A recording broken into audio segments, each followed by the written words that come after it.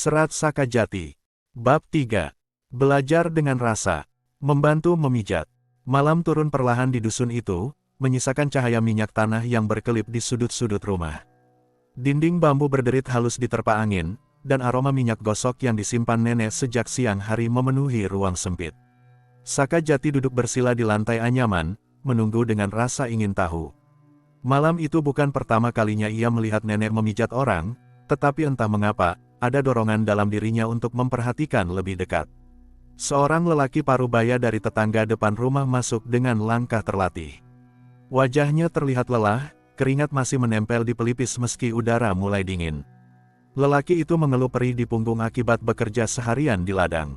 Ia menyapa seadanya, lalu membaringkan tubuhnya di atas tikar pandan yang sudah nenek hamparkan.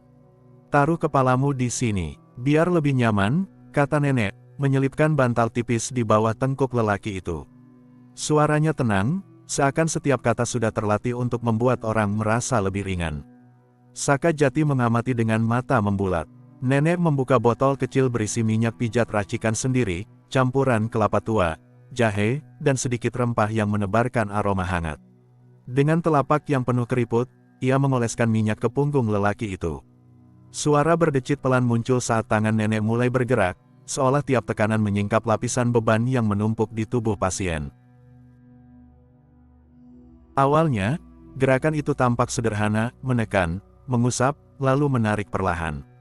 Namun Sakajati merasakan sesuatu yang berbeda dari cara nenek bekerja. Ada ritme halus, semacam alur yang mengikuti napas pasien. Setiap kali pasien mengeluh pelan, nenek mengubah arah pijatan, menyesuaikan tanpa perlu bertanya di mana sakitnya.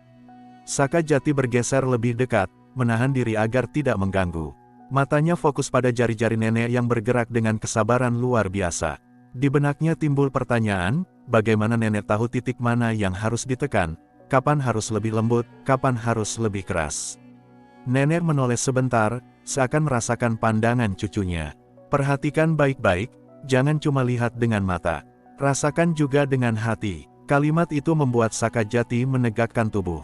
Ia mengangguk pelan, meski belum sepenuhnya paham maksud nenek. Hatinya berdebar, seakan ada pintu baru yang hendak dibuka. Pasien menghela napas berat ketika nenek menekan punggung bagian bawah. Suara kecil, setengah rintihan, terlepas dari bibirnya. Sakajati ikut meringis, seolah rasa sakit itu sedikit menular padanya. Aneh, pikirnya, mengapa ia bisa merasakan getir itu padahal tidak disentuh. Cahaya lampu minyak menyorot wajah Sakajati yang serius. Bayangan nenek dan pasien bergoyang samar di dinding bambu. Malam semakin hening, hanya tersisa bunyi telapak tangan yang bergesekan dengan kulit berminyak dan helaan napas orang yang dipijat. Perlahan, rasa ingin tahu Sakajati berubah menjadi dorongan untuk ikut mencoba. Ia menatap tangannya sendiri, lalu memandang punggung lelaki yang penuh urat tegang. Ada bisikan kecil dalam dirinya, kalau nenek bisa, apakah aku juga bisa merasakan apa yang ia rasakan? Sakajati menelan ludah, ragu sejenak. Ia tahu tangannya belum kuat menekan sebagaimana nenek. Namun keinginan untuk ikut serta lebih kuat daripada rasa takut salah. Dengan hati-hati, ia mendekat. "Nek, boleh aku coba?" tanyanya lirih, seakan takut mengganggu pekerjaan yang serius itu. Nenek melirik singkat, lalu tersenyum samar. "Boleh. Tapi ingat, jangan asal menekan. Dengarkan tubuhnya, seperti mendengarkan bisikan angin." Kalimat itu terdengar aneh di telinga Sakajati, tetapi ia mencoba memahaminya. Ia letakkan telapak tangannya di sisi punggung pasien, di bawah pijatan nenek. Kulit terasa hangat, licin oleh minyak, urat-urat tegang menegang di bawah permukaan. Ia menekan pelan, namun pasien bergeser dan mendengus pelan. "Terlalu keras," kata nenek lembut, sambil mengarahkan tangannya. "Kendurkan sedikit. Pijat bukan soal tenaga, tapi soal mengalirkan." Sakajati mengurangi tekanannya. Kali ini, pasien hanya menarik napas dalam. Tidak ada keluhan. Sakajati merasa lega, walau masih kaku. Tangannya bergetar, bukan karena lelah, melainkan karena ia sadar setiap sentuhan memberi dampak nyata pada tubuh orang lain. Ia memperhatikan cara nenek menggerakkan jari-jari, tidak hanya menekan lurus, tetapi juga memutar, menarik garis, kadang menelusuri sepanjang tulang belakang, kadang menyusuri otot pinggang.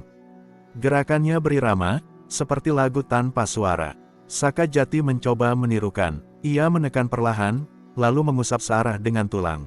Saat ia lakukan itu, pasien menghela napas lega, bahkan mengucap lirih, enak, di situ pas. Sakajati terperanjat, jantungnya berdegup kencang. Benarkah aku melakukannya dengan benar? Nenek tersenyum tipis, matanya berbinar di bawah cahaya lampu minyak. Nah itu, kau menemukan titiknya. Sakajati mengangkat tangannya sejenak, memandang telapaknya sendiri. Tidak ada yang istimewa dari bentuknya. Tapi barusan, dengan tangannya, ia membuat orang merasa lega. Itu terasa ajaib. Lanjutkan, jangan pikirkan apa-apa, hanya rasakan, kata nenek lagi, menggeser duduknya sedikit untuk memberi ruang pada Sakajati. Sakajati menarik napas dalam. Ia kembali meletakkan tangannya di punggung pasien. Perlahan ia menekan, menyusuri otot, mencoba mendengar dengan lebih dari telinga. Ada sesuatu yang samar, bukan suara, bukan bayangan, melainkan semacam aliran hangat yang naik turun. Ketika ia menekan di satu titik, aliran itu seolah tersumbat, ketika ia menggeser, aliran itu mengalir lebih lancar. Sakajati mengerutkan kening. Apa ini? Ia tidak tahu harus menyebutnya apa, tapi ia yakin merasakannya. Pasien bergumam lega, tubuhnya berangsur longgar. Sesekali ia meringis, tapi kemudian tersenyum singkat, seakan rasa sakitnya perlahan dilepaskan. Sakajati menoleh ke nenek, mencari konfirmasi. Nenek hanya mengangguk tipis, seakan berkata, teruskan, jangan ragu. Di dalam dadanya, timbul rasa hangat bercampur bangga. Bukan bangga karena dipuji, melainkan karena ia menemukan sesuatu yang sebelumnya tidak pernah ia bayangkan. Ia sadar pijat bukan sekadar menekan otot, melainkan membaca sesuatu yang tersembunyi di balik kulit, alur sakit yang hanya bisa dirasakan, bukan dilihat. Malam itu, di ruangan bambu sederhana, Sakajati mulai menyentuh dunia baru dengan tangannya sendiri. Telapak tangan Sakajati mulai panas, bukan karena minyak pijat, melainkan karena perasaan aneh yang timbul dari dalam. Semakin lama ia menempelkan tangannya, semakin jelas aliran itu terasa. Seolah ada garis-garis halus yang berkelok di bawah kulit pasien, menuntunnya ke titik-titik tertentu. Ia menekan salah satu titik di dekat tulang belikat. Seketika, pasien meringis tajam, menahan napas sambil mengeluarkan suara kecil. Sakajati kaget, buru-buru melepaskan tekanannya. Aku salah, Nek, tanyanya, panik. Namun nenek hanya terkekeh lirih. Bukan salah, itu tandanya kau menyentuh simpul sakit. Jangan takut, lanjutkan, tapi lebih lembut. Dengarkan tubuhnya bicara. Sakajati menelan ludah. Ia mencoba lagi, kali ini lebih perlahan.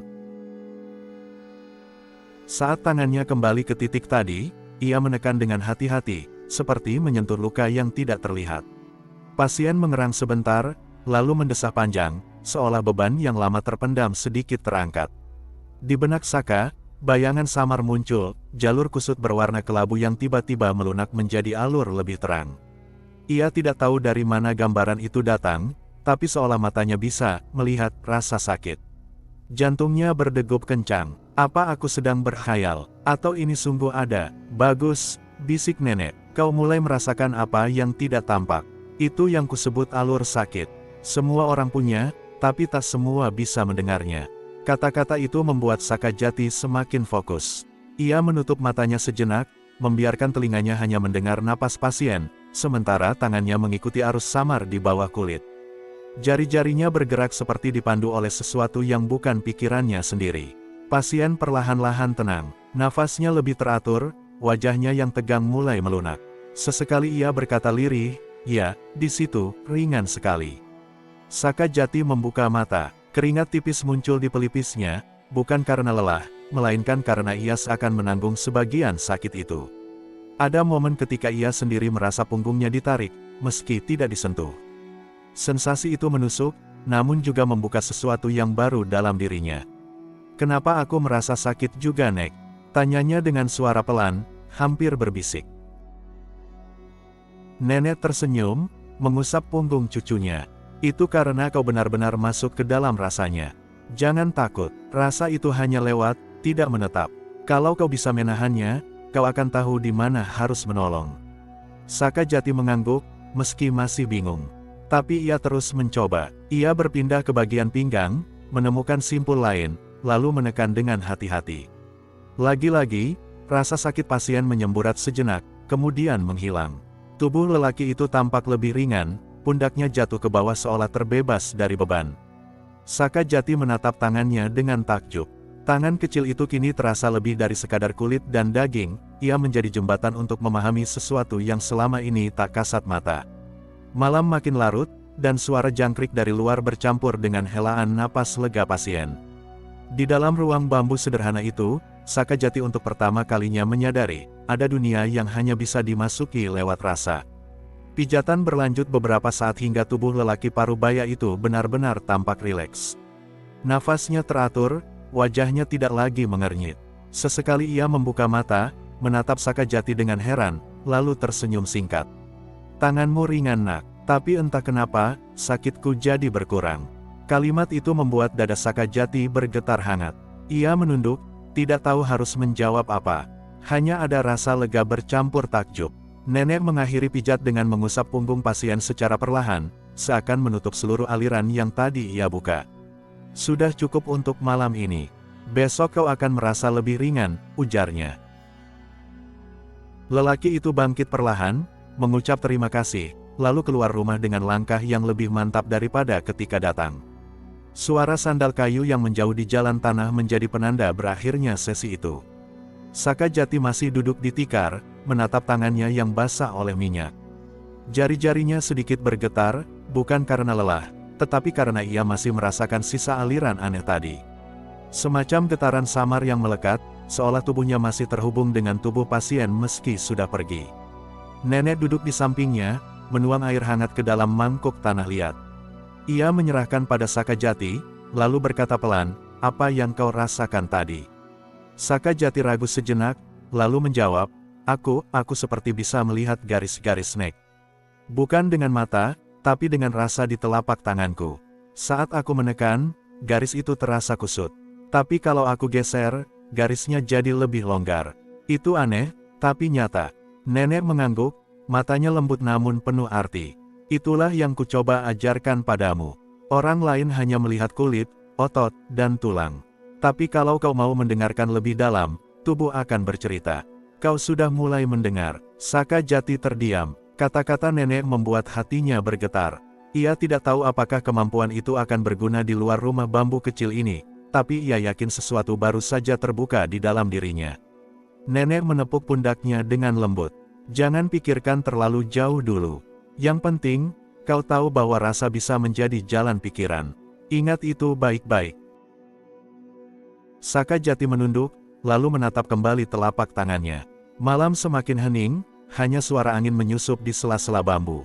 Ia memejamkan mata sebentar, membiarkan ingatan pijat barusan mengalir ulang dalam dirinya, suara helaan napas pasien, arus hangat di bawah kulit, dan perasaan aneh ketika sakit orang lain ikut menggema di tubuhnya.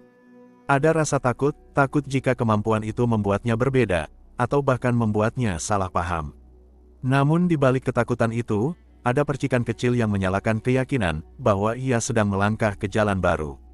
Nenek berdiri, membereskan tikar dan botol minyak. Sambil tersenyum, ia berkata, "Kau akan belajar lebih banyak lagi. Malam ini hanya awal." Sakajati mengangguk, hatinya berdegup pelan. Ia tahu, sejak malam itu, ia tidak hanya sekadar meniru gerakan nenek. Ia telah menyentuh sesuatu yang lebih dalam, alur sakit yang tidak bisa dilihat mata, hanya bisa dirasakan. Dan dari situlah, untuk pertama kalinya, benih metode baru itu tumbuh, belajar dengan rasa.